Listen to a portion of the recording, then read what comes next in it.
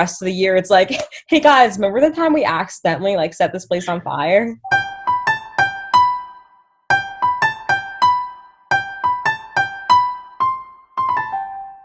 Hey Hey guys, guys, it's Amalia, and Chava. and Hey guys, I'm Orly. I have the channel Kol Isha joining Amalia and Chava today for their video. I'm super excited. I also like making Jewish videos, and this is an awesome place to be.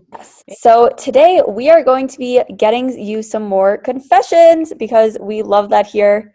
And today we're talking all about crazy things we've done on Yom Tov. On Sukkot, I'm happy when it rains because I hate eating outside. Honestly, facts. Like, I'm not admitting that I'm that person, but I am saying that highly relatable. I actually still have to eat outside when it rains. Like, Really? the Lubavitch Rebbe used to eat outside, like, in the rain. So we, like, if it's not, like, crazy, we eat outside. I actually have a memory of one time eating at a family's house that said that. It was kind of interesting. It was like just casually just raining. Yeah. I'm like, okay, like add some more flavor to the food, I guess, Exactly. No, it also, like, you know when your hair is, like, on, like, third day of Yom Tov hair, and you need to, like, Oh, yeah. get it a little, like, like, livened up? Yeah, exactly. Oh. Spice it up. Exactly. It's a good way to look at it. I always thought Yom Kippur was on Shabbos because growing up it usually fell out that way on the calendar. That's definitely relatable. And I also thought that Purim was always on Sunday. Like I didn't realize that it could fall out on different You're days of the right! week. Oh I my always thought, gosh! Like Thanksgiving. yeah, I thought it was like Purim's always on Sunday, Yom Kippur's always on Shabbos. Like, what's this thing that they say like you could fast only on Shabbos and Yom Kippur? Like that's a special thing and it only happens once in a while. I was like, it always happens. What are you talking about? I don't like when Yom Kippur's on Shabbos because, like, then I'm like, is it Shabbos? Is it Yom Kippur? Like, I'm having all these different like It thoughts was like going this on. Rosh Hashanah. Like I Yeah, think it's weirder when you're fasting, but even this Rosh Hashanah, I was like Good Shabbos, Shana Tova, like yeah. And then you get to that awkward point when it's like Yom Tov but not Shabbos anymore. So you're like, good Shabbos. I mean, good Yom Tov. Like you say like those long Pesachs that like kind of just like merge into each other. Yeah. My family always says we are going to have a yard sale before Pesach. It's been like 5 years and we still haven't done it. I I only feel did. like Go ahead. we always say we're gonna do things around Pesach time. Like, oh, I'm gonna like throw away all my clutter and like, no. I tried like clean like this year because of Corona. It was like my family's first time like being home for Pesach in like Yeah. 17 years or so, and like now I totally understand why cleaning for Pesach is like a stressor. Like you don't get Literally. anything done. I mean, meanwhile, like Chava's like cleaning her piano for like extra things to do.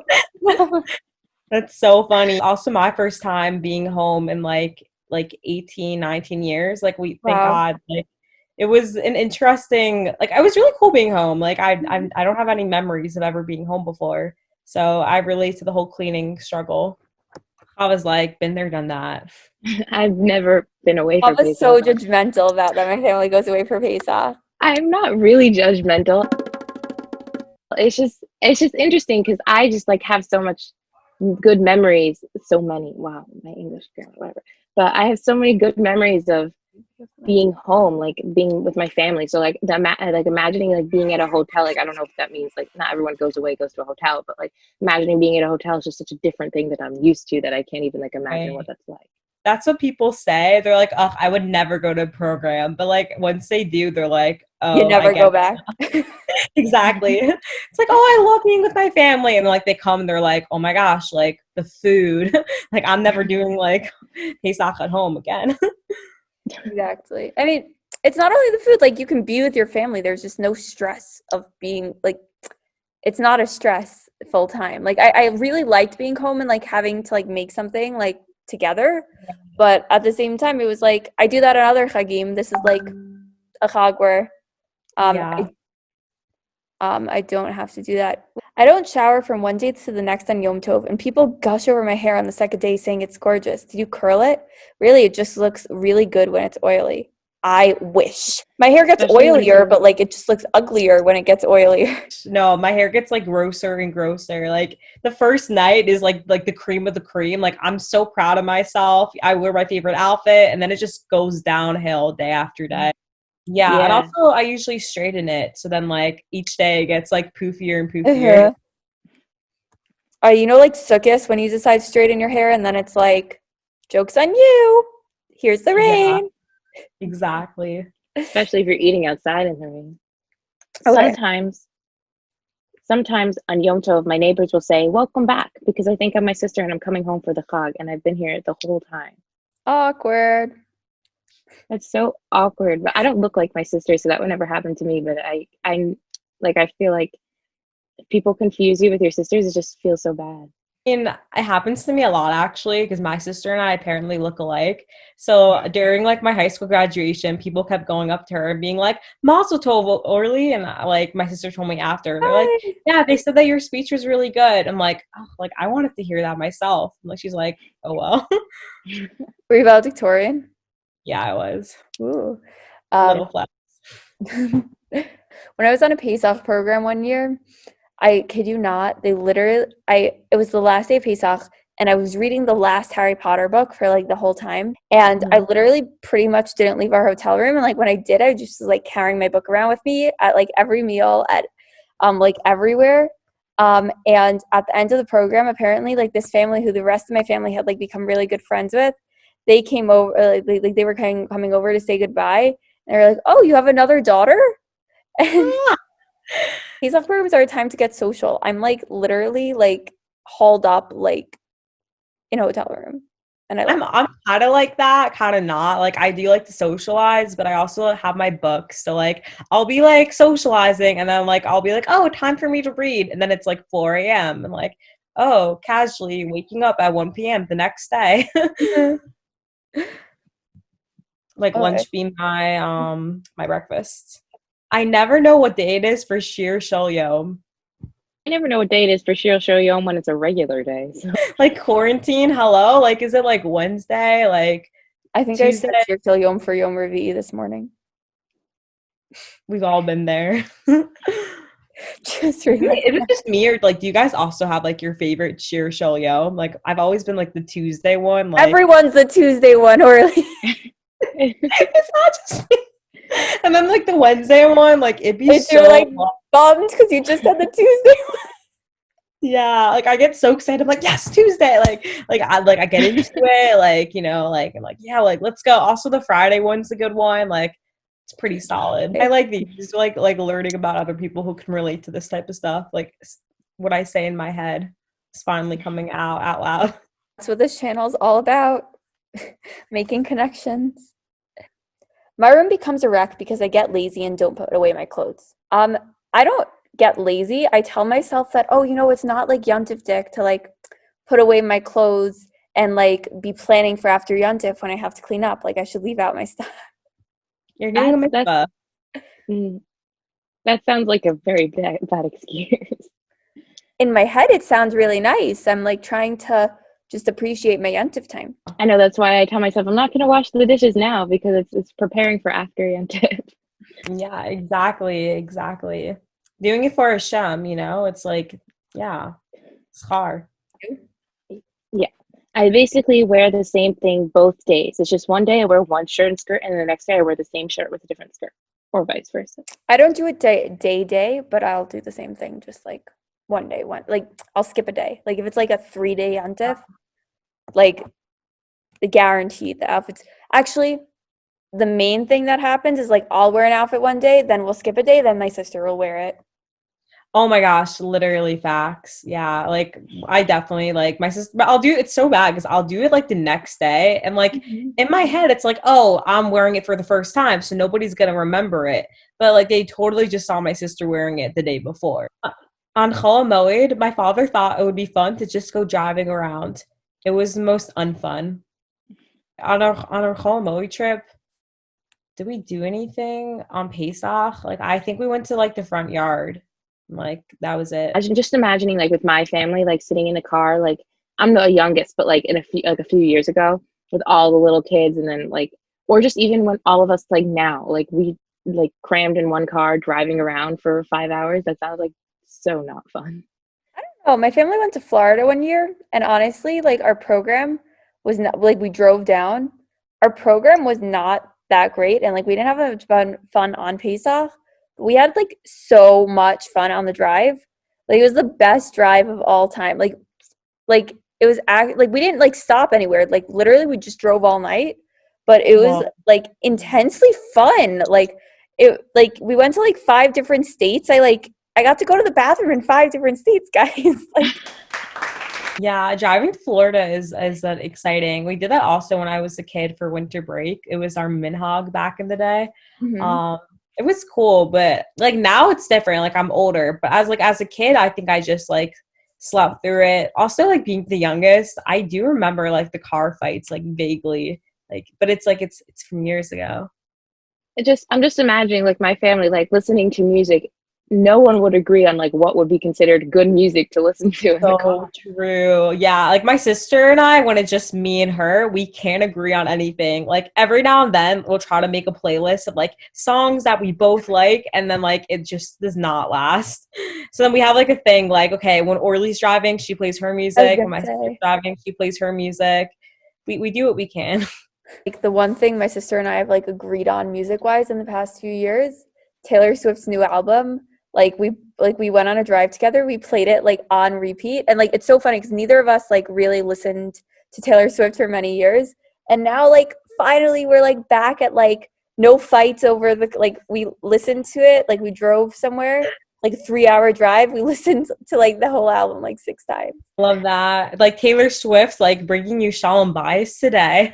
Like Uh-huh. imagine like on her CD cover, like this will help your relationships with your family. Just play my CD. When I was in seminary, we lit candles on top of our mini fridge and almost burnt down our room.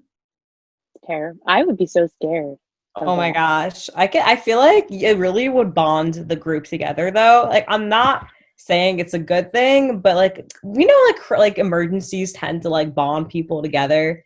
I feel like that's like an experience that like you go through in the beginning of the year and like for the rest of the year it's like, hey guys, remember the time we accidentally like set this place on fire? Okay, basically, this is my story, guys. Like just feel like I sent in my own confessions again. No, there's only this one. But basically while we were in Bidud here, um it was Shabbos and they like set it all up so that we could have like we could have our Shabbos meals like in our rooms because we needed it for quarantine. But the one thing they sent tea lights, they didn't send tinfoil. And everyone was like, "Oh, it's fine." Like, but you know how like when they give you really tiny little matches, so you like when you strike it, like it's your match is basically done. So what do? You put your match in your tea light. Like it's just like the normal thing. Like it's not like one girl in my room who doesn't like. She was like so like, oh wait, like why did you guys put it in the tea light to begin with? But like it is a very normal thing people do. If you're a lighter, like you know, If you're a um, lighter.